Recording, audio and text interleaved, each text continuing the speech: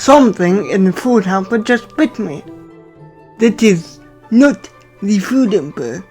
That is the small boudoir of Josephine. Welcome to the Disney Scrapbook, where together we take a journey to explore Disney history from 50 years ago. My name is Nolan. Today I thought we would take a last look at Disney's 94-minute live-action adventure film, The Island at the Top of the World, which premiered in England on December 16, 1974, and was released 4 days later in the US on December 20th. This film was adapted from Ian Cameron's 1961 epic Arctic adventure story, The Lost Ones, a tale of fantastic adventure in the classic Jules Verne tradition.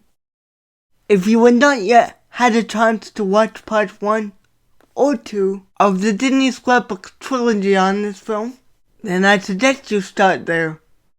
Here in part 3, we will explore the film's music, merchandise, and critical reception.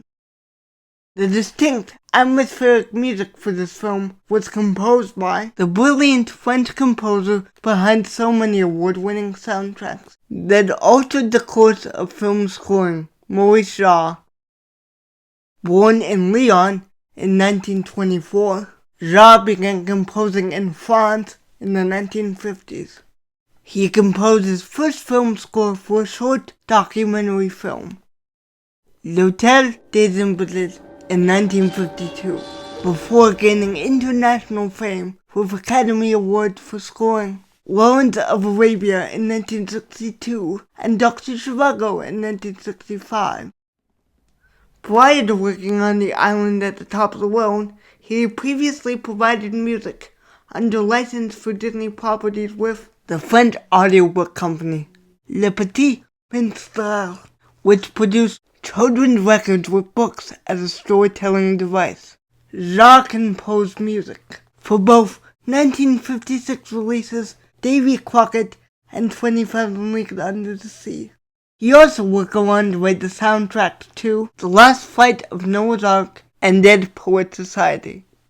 Jarre's composition for The Island at the Top of the World is a classic adventure score, with a multiplicity of sweeping romantic, mystery, and action themes.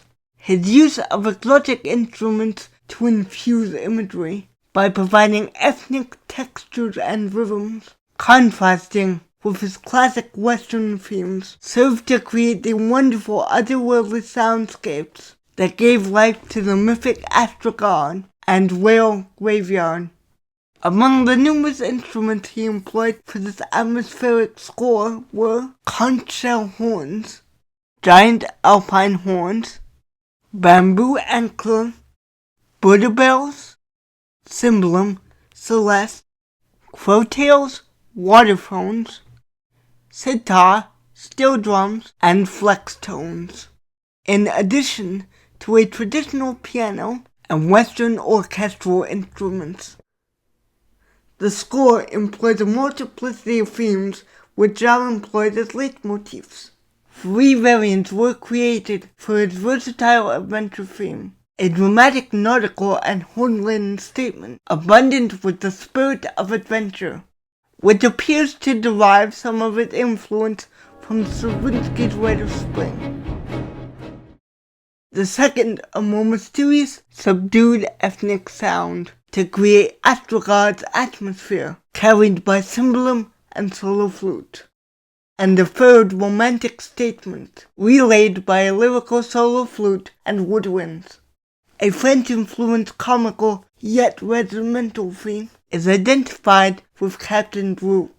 Establishing the Hyperion, soaring in the sky, is the lyrical wolves,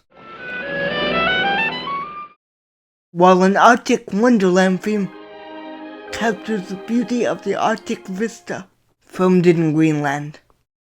These themes are introduced to the audience during the overture, as the opening credits are rolled.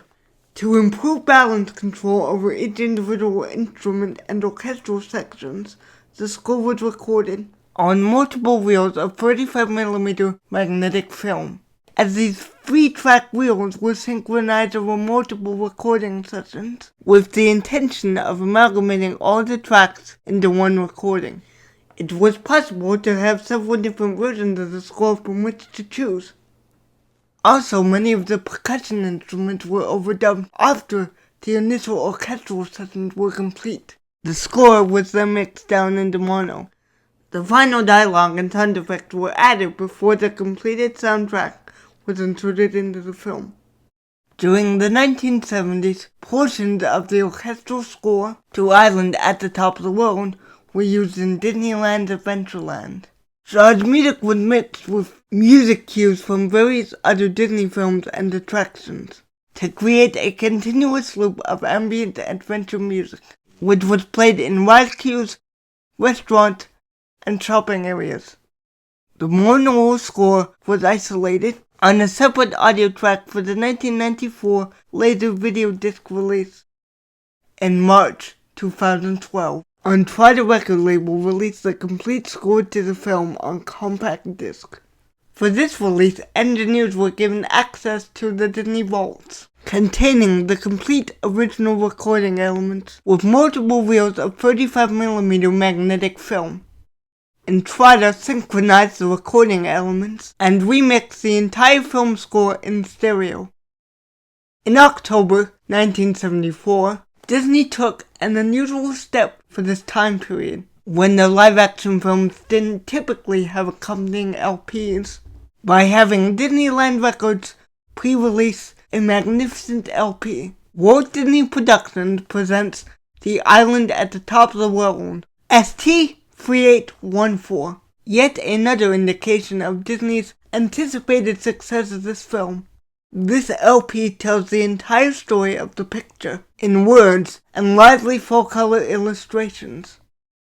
Disney legend Phil Ravenscroft narrates the story, with the LP including original cast dialogue and sound effects. It was advertised as an island of excitement on Disneyland Records. It had a suggested retail price of $4.98.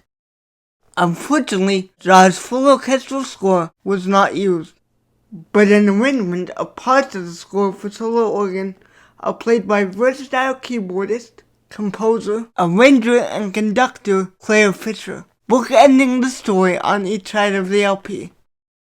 Douglas Claire Fisher was a veteran studio musician and composer of rare quality. His music ascension began in 1960 with his critically acclaimed arrangement for Dizzy Gillespie, a portrait of Duke Ellington.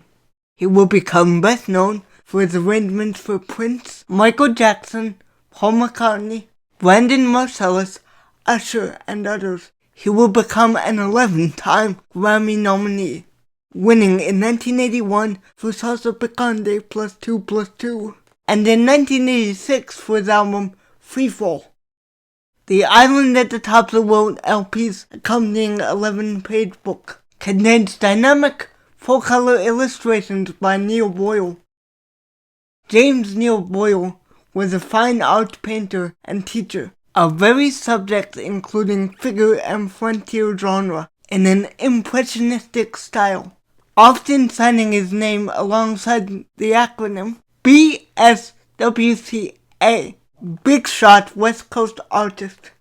Boyle had a 20-year career in commercial illustration for publications such as the Saturday Evening Post, Reader's Digest, the U.S. Postal Service, various album covers, and Walt Disney Productions, where he illustrated little-known books, along with some LP covers and booklets. The illustrations for this LP are exquisite, and the dialogue is attention-grabbing. However, I find the music on the LP disappointing, and not nearly as dramatic or scene-evoking as Jarre's original score. In my opinion, the integration of the percussion instruments were an integral element in creating the atmosphere for this soundtrack. As usual, for a Disney movie released around the holiday season, the company's marketing and publication department were in full swing, promoting the film for Sears department stores with a $400,000 coast-to-coast campaign for 4 tickets to the premiere. 4.5-foot-long inflatable dirigibles were available for cinemas to use as advertising at a cost of $6.95. On the boxes of hefty bags, Disney partnered with GAF to advertise a full-wheel Viewmaster set of 28 scenes from the film. Scenes from the film in color and with sound were made available through Kmart, Corvettes, and camera shops on 200-foot-long Super 8mm reels with a running time of 10 minutes. The Mars subsidiary already tied to Disney through Disneyland's Kennel Club, Kelcan, ran a TV commercial during October, November, and December 1974, using Josephine the poodle as a plush promotion, along with a newspaper campaign. Ian Cameron's novel, The Lost Ones, was republished under the title The Island at the Top of the World, with a dust jacket displaying cover art from the film. King featured Syndicate Sunday Comics, ran an action-packed chase for 13 consecutive Sundays in 40 major metropolitan newspapers. A Walt Disney Showcase Gold Key comic book was published by Western Publishing Company in February 1975 for a cost of 25 cents. Upon viewing the film, Nora Sayer from the New York Times wrote on December 21st, 1974, "At moments, the Scandinavian actors seem slightly hampered by having to speak so much Old Norse, but their dragon ships are first rate, and the small children in the audience, who broadcasted their responses and opinions throughout, enjoyed the movie loudly." Leonard Maltin, the American film critic, historian, and author, did not dislike this film as he did so many of Disney's films of this era, but felt that the main characters had little appeal to the audience, and the special effects ranged from spectacular to obvious, and therefore the film wasn't thrillingly good, but more for kids. This film has a very Jules Verne-esque feel, like 20,000 Leagues Under the Sea, and is difficult to pigeonhole into a given genre, as the film appears to traverse the various genres of adventure, drama, action, and sci-fi. Therefore, I place it as alternative history rather than science fiction. Personally, I think that this film expertly demonstrates Disney's enormous array of special effects and why they had the reputation for being the leaders of the industry during this time. However, while some of the visual effects are amazing, others are poorly executed. Was this due to budget and time constraints, or the photographic capabilities of the time? I felt that the pacing of this film was a little off, with the volcano and cave escaping scenes being too long. The choice of actors was interesting, as none of them were previously known to Disney audiences. However, the performances were sufficient, with Jacques Moran's portrayal of Captain Blue being particularly charismatic, and I would like to have seen more of this character throughout the film. Maurice Jarre's score was an imaginative epic musical tapestry, intertwining traditional percussive instruments from throughout the world with a classical Western orchestra. It takes risks and pushes boundaries with the experimentation of new sounds and techniques that emphasize the importance of soundtracks as a storytelling device. Just listening to this score alone takes you through the storyline via a musical adventure. Thank you for hanging with me. Here we reach the end of the Disney Scrapbook trilogy on Disney's 1974 live-action film, The Island at the Top of the World. I do recommend that you take some time and watch this film for yourself. It's available on iTunes, YouTube, Amazon Prime, Google Play, Disney Plus, and of course, DVD. If you enjoyed this type of 50th anniversary content, please like, and subscribe and hit that notification bell. The Disney Scrapbook will be producing other 50th anniversary content throughout the year that will include reviews of Disney films, LPs, books, and free book content. Thanks everybody for watching.